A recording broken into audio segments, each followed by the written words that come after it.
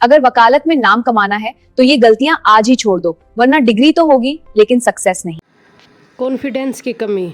आपको नॉलेज तो फुल है, लेकिन आप कोर्ट में अपने क्लाइंट के सामने जिस भी टॉपिक पर आपको बात करनी है उस टॉपिक को क्लियर नहीं कर पाते। इसलिए हमेशा अपने कॉन्फिडेंस लेवल को बना कर रखें अगर वकालत में नाम कमाना है तो। एक सबसे बड़ी कमी क्या है कि आप कंफ्यूज रहते हैं। आप किसी एक फील्ड में एक्सपर्ट बनने की बजाय, जैसे किसी क्रिमिनल, सिविल या कॉरपोरेट लॉ को सिर्फ एक फील्ड को स्पेशली चुनने की बजाय आप सभी फील्ड में कुछ ना कुछ सीखने की कोशिश करते रहते हैं। आप सोचते हैं कि आप सभी जो भी फील्ड आपके जिससे भी रिलेटेड केस आते हैं उन सभी में स्पेशलाइज बन सकते हो, बट ऐसा नहीं होता। नेक्स्ट है कि केस को प्रिपेयर नहीं करते, उसमें आप लापरवाही बरतते हैं। क्या सोचते हैं कि आप केस को बिना पढ़े आप कोर्ट से ले जाते हैं, इससे आपका जो कॉन्फिडेंस लेवल होता है वो थोड़ा सा लो हो जाता है। यानी आपके पास अगर कोई केस आता है, कोई भी केस आता है, किसी भी तरह का आता है, आप उसके हर पहलू को, हर मुद्दे को अच्छी तरह से देखें, परखें और पढ़ें, उसके बाद ही कोर्ट के समक्ष उसके बारे में डिटेल्ड में बताएं। नेक्स्ट, आप प्रोफेशनल इथिक्स को इग्नोर मत कीजिए, उनको फॉलो करें। यानी कि आप अपने क्लाइंट्स का ट्रस्ट जीते, यही एक वकील की असली पहचान होती है। यानी अपने क्लाइंट से जो भी उसका केस होता है उससे रिलेटेड झूठ मत बोले, उसको कभी गलत एडवाइस ना दे। अगर आप उसे झूठ बोलते हैं, गलत एडवाइस देते तो ये आपका शॉर्ट टर्म तो फ़ायदा होगा, बट लॉन्ग टर्म नुकसान होगा। कैसे कि वो फ्यूचर में आपके पास आने से कतराएगा। एक अच्छा वकील बनने के लिए सिर्फ नॉलेज काफ़ी नहीं होती, आप अपना नेटवर्क भी बनाए रखें। किसके साथ बनाएंगे? जजेज हैं, आपके सीनियर्स एडवोकेट हैं या क्लाइंट्स हैं, उनसे आपके रिलेशन भी उतने ही अच्छे होने चाहिए ताकि भविष्य में आपको कोई परेशानी ना हो और अपॉर्चुनिटी पे अपॉर्चुनिटी मिलती रहे। एक है कि आप टेक्नोलॉजी का सही यूज करना सीखें। आप सभी जानते हैं, जो भी इस वीडियो को देख रहे हैं, कि मॉडर्न टाइम में, आज के समय में ऑनलाइन टूल्स कितने ज़रूरी हैं। जैसे कि ऑनलाइन जजमेंट्स हैं, लीगल रिसर्च के टूल्स हैं। अगर हमें कोई भी केस या कोई जजमेंट के बारे में कुछ भी सर्च करना है तो हमें ऑनलाइन टूल्स के बारे में पता होना चाहिए या हमें वो सीखना चाहिए। तो अगर हम टेक्नोलॉजी नहीं सीखेंगे तो हम पीछे रह जाएंगे। इसलिए प्लीज़ सभी एडवोकेट से रिक्वेस्ट है कि वो टेक्नोलॉजी के साथ ही अपना काम परफेक्ट तरीके से करने में इंटरेस्ट दिखाएं। आप जानते हैं कि एक एडवोकेट में पेशेंस होना बहुत ही आवश्यक होता है, क्योंकि वकालत में जो सक्सेस होती है वो ज़्यादा जल्दी नहीं मिलती। मिनिमम मान के चलिए आपको 1-2 साल तो स्ट्रगल करना ही करना पड़ेगा। इसलिए अपने कैरियर को कंटिन्यू करने के लिए स्ट्रगल करें और जल्दी हार ना माने, पेशेंस के साथ अपने कैरियर को कंटिन्यू रखें। अपने सीनियर एडवोकेट्स को ऑब्जर्व करते रहें।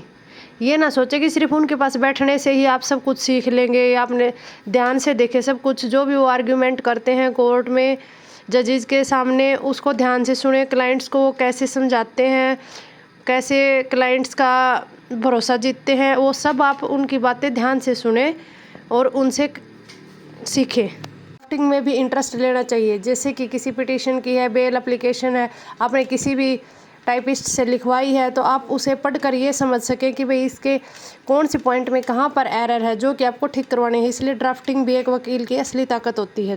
कि जो कम्युनिकेशन स्किल्स हैं उस पर काम करें। यानी कि आप सभी जानते हैं, जो भी इस वीडियो को देख रहे हैं, वकील का पेशा क्या होता है, एक बोलने की कला होनी चाहिए वकील के अंदर। कॉन्फिडेंसली बोले और जो भी लॉजिक है उसी से रिलेटेड बात करें, इधर उधर की बातें ना करें, ठीक है। और ये ना सोचे कि उस बंदे ने इसको ये समझाया तो मैं भी इसको यही समझाऊँ। नहीं, जो आपने जो भी उसका डॉक्यूमेंट देखकर जो भी आपको क्लियर पॉइंट आया, सिर्फ उसी से उस पर अच्छे से बातें करें।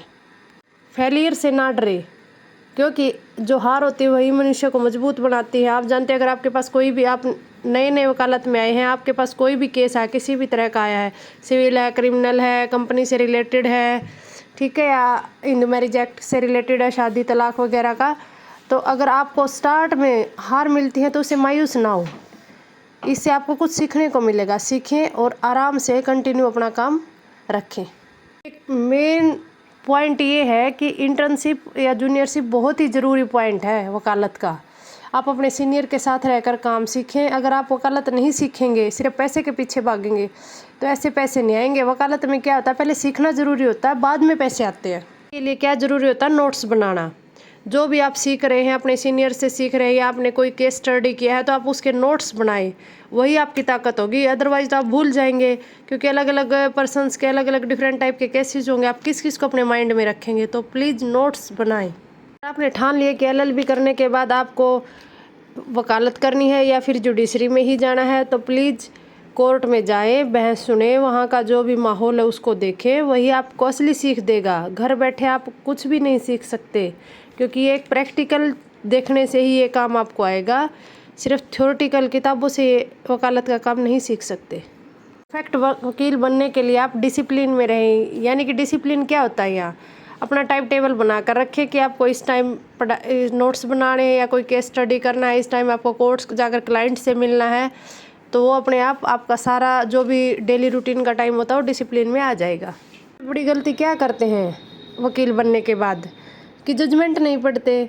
सिर्फ केस का नाम जानना काफ़ी नहीं होता, आपको उस केस के सभी फैक्ट्स, जो भी उसके पहलू है, जो भी उसके आर्गूमेंट थी, कोर्ट ने क्या डिसाइड किया, कम से कम डेली एक जजमेंट उस केस से रिलेटेड पहले की जो भी जजमेंट है, प्रेसिडेंट जजमेंट है, वो रीड करनी चाहिए, जिससे कि आप अपने काम में माहिर हो सके। एक वकील पहला क्या होता है, एक स्टूडेंट होता है। अपनी किताबों से कभी भी दूरी ना बनाएं। किताबें तो आपकी दोस्ती होती हैं, उनसे दोस्ती करके रखें, क्योंकि जो पढ़ेगा वही जीतेगा। That's all. अगर आपको आज की वीडियो अच्छी लगी तो कृपया चैनल को लाइक, शेयर और सब्सक्राइब जरूर करें। नेक्स्ट वीडियो में हम जानेंगे क्या कपल्स यानी हस्बैंड वाइफ एक दूसरे की लोकेशन ट्रैक कर सकते हैं या मोबाइल डाटा को के ऊपर निगरानी रख सकते हैं, क्या कोर्ट के अनुसार ये वैध है। तो कृपया नेक्स्ट वीडियो में बने रहें। धन्यवाद।